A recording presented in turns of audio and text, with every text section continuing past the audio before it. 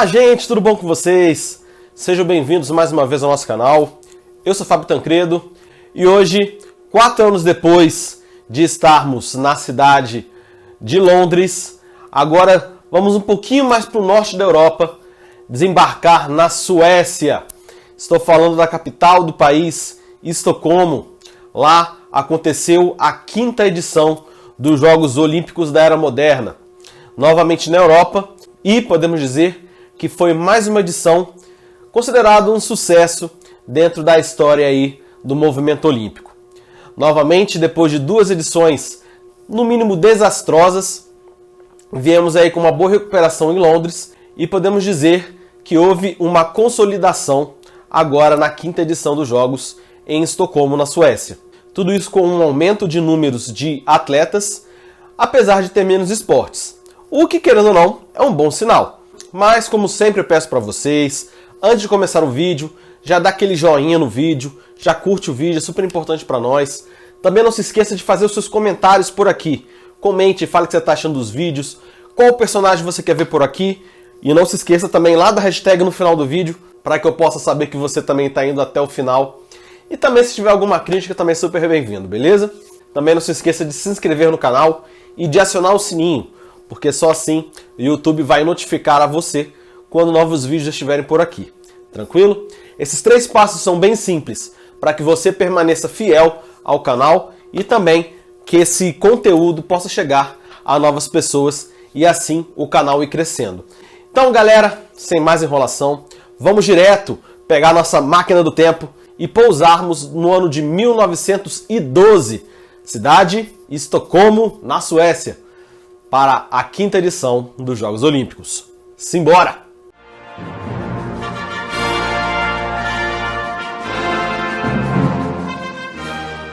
A organização para os Jogos de 1912 começa logo após o encerramento dos Jogos em Londres, em 1908. Dentro do Comitê Olímpico Internacional, do COI, existia 2 membros da Suécia. E esses 2 membros, em conversa entre eles, começaram a pleitear a candidatura da cidade de Estocolmo para os Jogos. E aí eles começaram a conversar com os membros, com os outros membros, para ver essa possibilidade.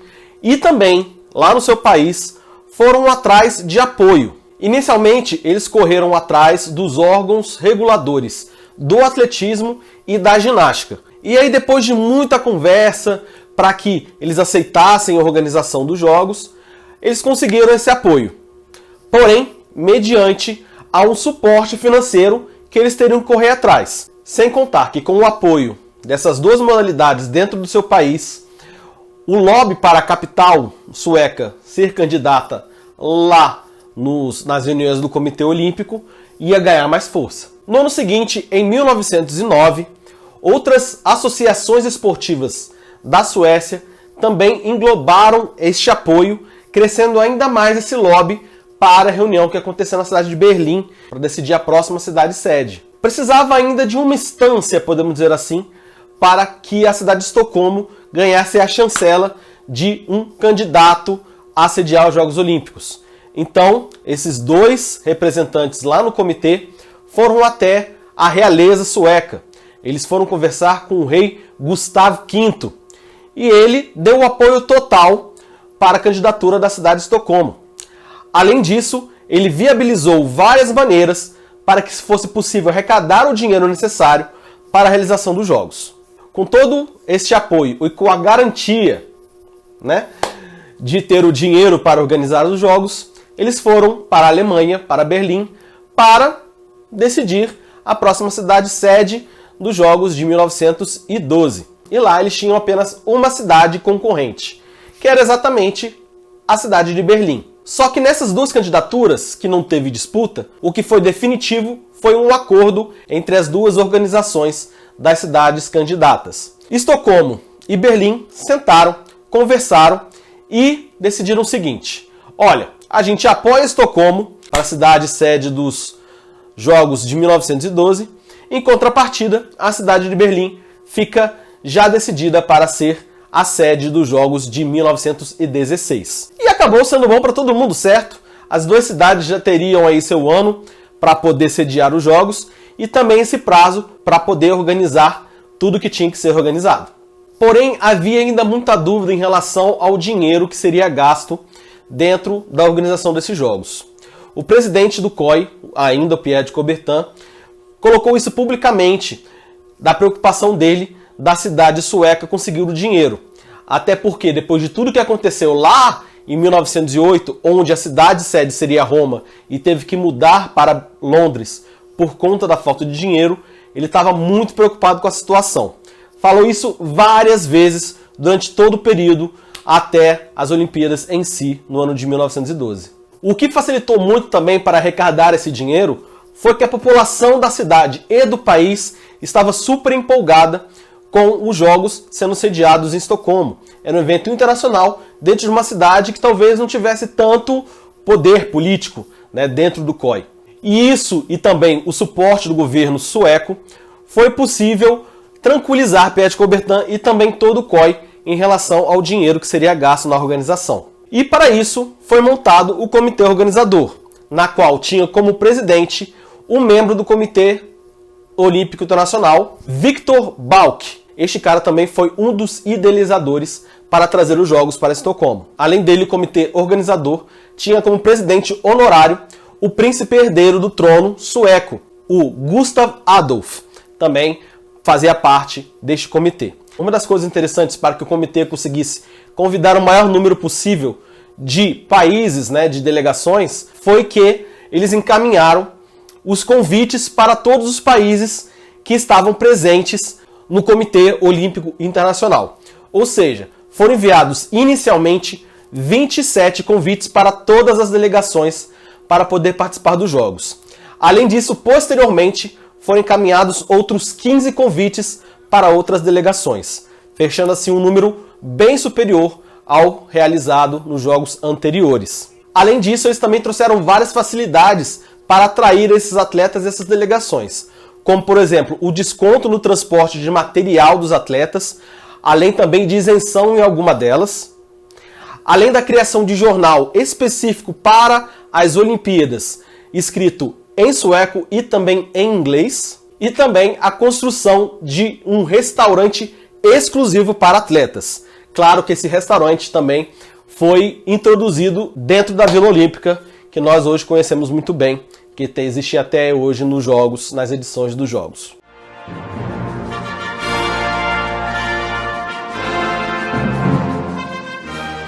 Os 5º Jogos Olímpicos foram abertos no dia 6 de julho de 1912, na cidade de Estocolmo. E nessa cerimônia de abertura, todas as delegações que participaram desses Jogos Olímpicos entraram no estádio, assim como nas últimas edições, em ordem alfabética. A diferença é que era seguido o alfabeto sueco. A última delegação a entrar foi a delegação anfitriã. A curiosidade aqui fica que a Grécia, que normalmente entra em primeiro, por ser a primeira sede, né, o berço dos Jogos Olímpicos, dessa vez entrou no meio da galera lá, não foi a primeira a entrar. Ao todo foram mais ou menos uns 2.400 atletas que entraram dentro do Estádio Olímpico, participaram dessa cerimônia de abertura e ouviram um discurso super longo do rei Gustav V, que abriu oficialmente a 5ª edição dos Jogos Olímpicos. Dentro do período de competição, foram ao todo 14 esportes colocados dentro do programa olímpico, sendo em 18 modalidades. Um pouco menos do que aconteceu lá em Londres, que tinha um pouco mais de 20 modalidades. E aqui uma outra curiosidade é que, como aconteceu também nas outras 3 edições anteriores, a maioria dos atletas eram provenientes do país sede. Neste caso, a maioria dos atletas eram suecos. Porém, há uma pequena diferença. Enquanto nas 3 últimas edições, a maioria arrasadora dos atletas eram vindos dos países sede, dessa vez foi bem melhor distribuída esse número de atletas. Várias delegações conseguiram enviar mais de 100 atletas para disputar esses jogos. Até a delegação da Grã-Bretanha conseguiu enviar mais de 200 atletas para esses jogos. Ao todo foram 28 delegações que enviaram atletas para esses jogos. 28 países ao todo. E no quadro de medalhas, podemos dizer que ficou bem acirrado entre dois países, entre a Suécia, a anfitriã, e os Estados Unidos. Os americanos levaram uma ligeira vantagem por ter conquistado uma medalha de ouro a mais. Ao todo foram 25 ouros e 63 medalhas no total. Já a Suécia conseguiu 24 ouros, porém o total foi maior, de 65 medalhas. Em terceiro ficou a Grã-Bretanha com 10 medalhas de ouro e 41 medalhas no total. Diferentemente das 3 últimas edições, onde os jogos demoraram meses para acontecer, né? A duração foi de meses, esses jogos duraram um pouco menos de um mês. Sim, começaram no dia 6 de julho e terminaram os jogos no dia 22 do mesmo mês. Ou seja, um período aí curtinho, de um pouco mais de 2 semanas. O que viria a ser seguido nas outras edições seguintes e permanece até hoje.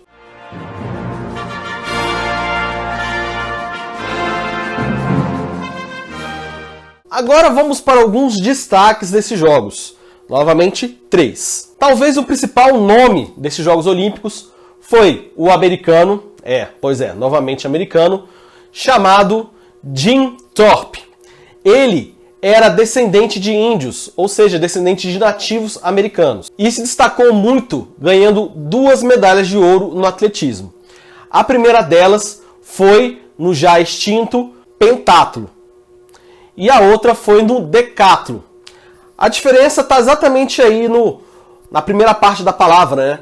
Um é penta, são 5 modalidades esportivas, e o outro é deca, que são 10 modalidades esportivas. Com isso, ele foi considerado na época e durante muito tempo como o atleta mais completo do mundo e também da história. Até porque ele ganhou medalha de ouro em competições onde havia uma múltipla modalidade, podemos dizer, né? 5 modalidades em uma e 10 na outra. Lembrando também que no decatlo, naquele mesmo ano, naquelas mesmas Olimpíadas, ele bateu o recorde mundial. Outro atleta que se destacou bastante nesses jogos não foi americano, e sim um finlandês. O nome da criatura é Hannes Collenhanen. Eu acho que é isso, tá aqui o nomezinho da criança. Ele conquistou 3 ouros também no atletismo. A diferença é que foram em provas de fundo. Para quem não sabe, provas de fundo são as provas longas de corrida, que é a partir de 400 metros, mais ou menos. Além de ter conquistado essas medalhas de ouro, podemos dizer que ele também foi um precursor dentro do esporte finlandês. Porque depois dele vieram outros vários nomes que se destacaram nesta mesma modalidade esportiva, o atletismo. E todos em provas de fundo. Ou seja, os finlandeses, a partir dele, se especializaram nesse tipo de prova. Até ele próprio competiu em Olimpíadas seguintes, correndo a maratona, para se ter uma ideia. Se eu falei que o Thorpe conquistou a medalha de ouro no pentatlo, houve outra modalidade de pentatlo, só que o pentatlo moderno, sendo que este continua até hoje. O pentatlo moderno é composto de 5 esportes fora do atletismo. A primeira é esgrima, tiro, natação, hipismo e corrida no campo. Com pontuações variadas de acordo com o desempenho, o melhor colocado ganha. E aí, nessas Olimpíadas foi a primeira vez que apareceu esse tipo de modalidade esportiva que segue até hoje. E aqui o destaque não vai especificamente para quem ganhou essa prova, mas para um atleta que participou e chegou em 5º. Porém, ele se destacou em outro universo sem ser o esportivo. Vocês já ouviram falar de George S. Patton? Pois é, este rapaz aqui ficou super conhecido na história e também no cinema pelos seus feitos na Segunda Guerra Mundial. Este cara aqui chegou em 5º lugar nessas Olimpíadas. Claro, como também sabemos, vários atletas acabaram sendo selecionados para participarem da Primeira e Segunda Guerra Mundial, exatamente pela qualidade física.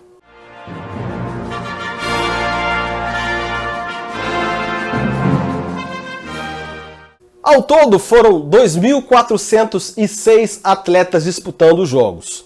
Destes, apenas 47 eram mulheres.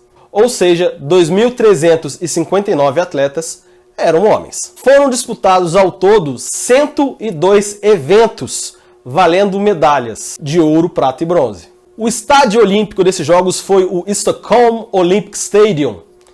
Ele foi sede dos principais eventos esportivos, mas os Jogos também contaram com outros 11 locais para provas. Das 28 delegações que participaram desses Jogos, destaque para os nossos patriarcas, podemos dizer assim, de língua, Portugal. Essa foi a primeira vez que os portugueses participaram de uma edição dos Jogos Olímpicos, com apenas 6 atletas. Destaque negativo, mas é destaque, que um deles foi o Francisco Lázaro.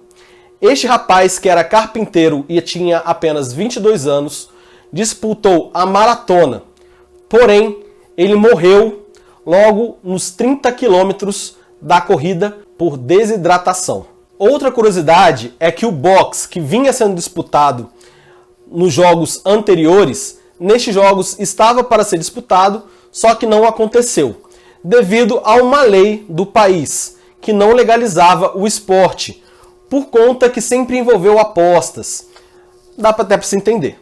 Uma outra curiosidade, que chega até certo ponto a ser engraçada, é que na luta greco-romana, nas semifinais entre o finlandês e o russo, a luta durou nada mais, nada menos do que 11 horas. 11 horas. Jesus. E aqui, para encerrar, eu quero voltar lá num dos destaques, o Jim Thorpe. Lembra? Aquele cara que ganhou o decatlo e o pentatlo? Sim. A história dele ficou super conhecida e virou até filme na década de 50. Porém, ainda não contei o motivo. A história é o seguinte: depois dele ter ganhado as 2 medalhas, as 2 medalhas dele foram retiradas. O motivo é porque ele foi um atleta profissional. Mas como assim, Fábio? Explica aí. O que acontece? Como vocês todos sabem, lá nos Estados Unidos existem as ligas de esportes. A NFL de futebol americano, a NBA de basquete, a MLB de beisebol, todas elas são profissionais. E o Thorpe, ele foi um jogador de beisebol profissional antes desses jogos e recebeu para isso. Logo, ele não era amador. E assim entendeu o Comitê Olímpico Internacional e retirou as suas medalhas. Só que ele era atleta profissional de um outro esporte e não dos esportes na qual ele ganhou medalha. E isso foi colocado em vários argumentos ao longo de vários anos. O Comitê Olímpico Internacional não aceitava esses argumentos. Só foi aceitar no ano de 1983, 30 anos depois da morte de Thorpe. Os filhos deles receberam novamente as medalhas e ele foi considerado novamente campeão olímpico dessas 2 provas.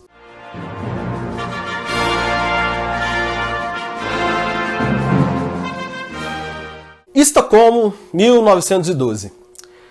Podemos dizer que essa edição dos Jogos Olímpicos, a 5ª, foi a consolidação do modelo idealizado por Pierre de Coubertin. Até porque, como já foi contado, depois de todas as dificuldades na 2ª e na 3ª edição principalmente, e também da correção dos erros ocorridas na 4ª edição em Londres, esta foi, podemos dizer, os jogos com a cara dos Jogos Olímpicos que temos hoje. E que eu acho mais legal, que não foi num país gigantesco, uma grande potência, onde talvez não tivesse tanta visibilidade. Até na minha concepção, se fosse realmente ter uma votação entre Estocolmo e Berlim, Estocolmo ia perder fácil. Mas a história mostra que depois de muita conversa, tudo foi possível para que Estocolmo fosse eleita e sediasse, talvez, a melhor edição de uns Jogos Olímpicos das 5 primeiras realizadas. Para mim, com certeza, a melhor entre as 5. Isso aí, galera. Valeu mais uma vez por terem ficado até aqui assistindo esse vídeo, conhecendo um pouco mais da história das Olimpíadas. E não se esqueça de comentar a hashtag, como sempre tenho colocado aqui, a hashtag é Estocolmo 1912. Colocou? Estocolmo 1912. Essa hashtag, coloca aí nos comentários. Muito importante que você coloque para eu saber que você está vindo até o final do vídeo, assistindo e gostando. Claro, também é sempre bom lembrar, novos vídeos todo domingo, 10 horas da manhã, aqui no seu canal Sport Life. Isso aí, galera. Valeu mais uma vez. É ótimo estar presente aqui na frente de vocês, contando a história do esporte. Valeu, fiquem com Deus e até a próxima.